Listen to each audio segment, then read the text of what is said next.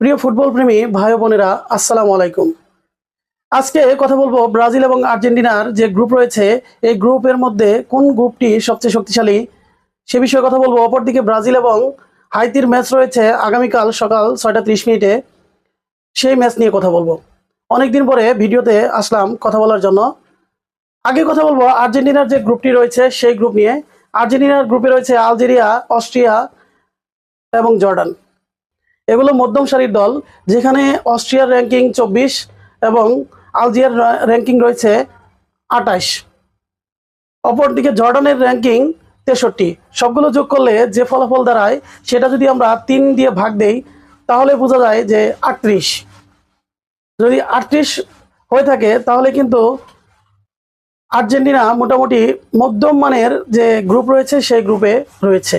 অপরদিকে ব্রাজিলের গ্রুপের হাইতির র্যাঙ্কিং 83, স্কটল্যান্ডের 42, মরক্কোর 6। এখন দেখা যাচ্ছে যে যোগ করার পরে গড় করলে আর্জেন্টিনার যে গ্রুপ রয়েছে সেটাতে 38 এবং ব্রাজিলের যে গ্রুপ সেটার গড় দাঁড়ায় 42।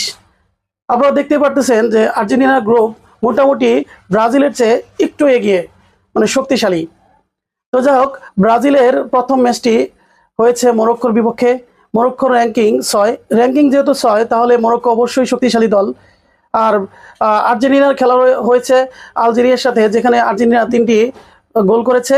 তো আর্জেন্টিনার মধ্যম মানের দল সবগুলোই, 63 জর্ডান বাদে আর 2টা দল, এগুলো মধ্যম মানের দল।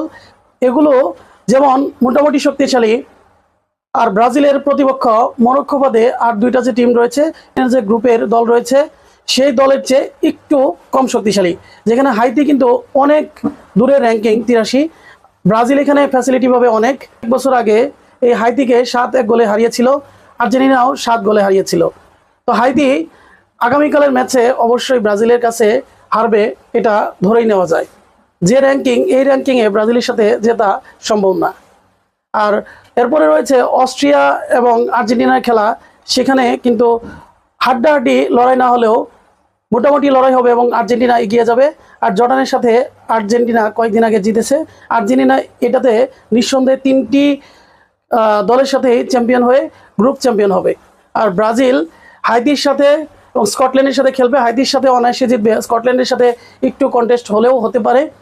সর্বশেষে মরক্কো রয়েছে।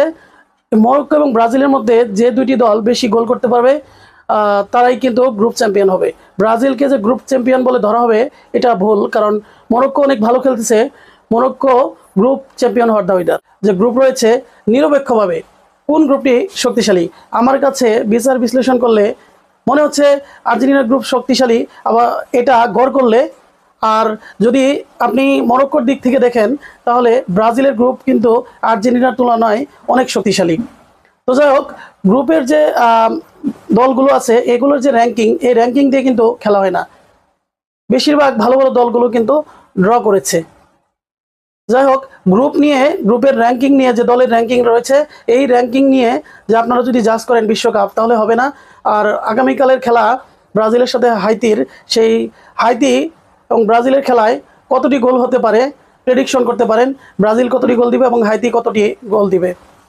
আর এই যে খেলা, এই খেলাধুলা নিয়ে আমরা যদি মারামারি করি একে অপরের সাথে বা কথা কাটাকাটি করি, এটাও ঠিক হবে না। কারণ বাংলাদেশে এই বিষয়গুলো বেশি হচ্ছে, যেটা কাম্য নয়। ফুটবল একটি সুন্দর খেলা, এই সুন্দর খেলাটা আমরা সবাই উপভোগ করব এবং দেখব। যে দল ভালো খেলবে অবশ্যই সে দলের প্রশংসা করতে হবে। আপনি ব্রাজিল করেন, আর্জেন্টিনার দল ভালো খেললে আপনাকে প্রশংসা করতে হবে।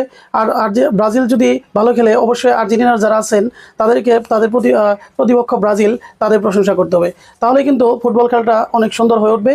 সবাই মিলে ফুটবল খেলা দেখবেন, কিন্তু কোনো ব্যক্তিগত আক্রমণ করবেন না। এবং এই 2টি দলের যারা সমর্থক রয়েছেন তারা অযথা নিজেদের সম্মান নষ্ট করার জন্য বিভিন্ন কথা বলেন একজন ও আরেকজনের বিপক্ষে, এটা কখনোই কাম্য নয়। সবাই ভালো থাকবেন, দেখা হবে পরবর্তী কোনো ভিডিওতে। আসসালামু আলাইকুম।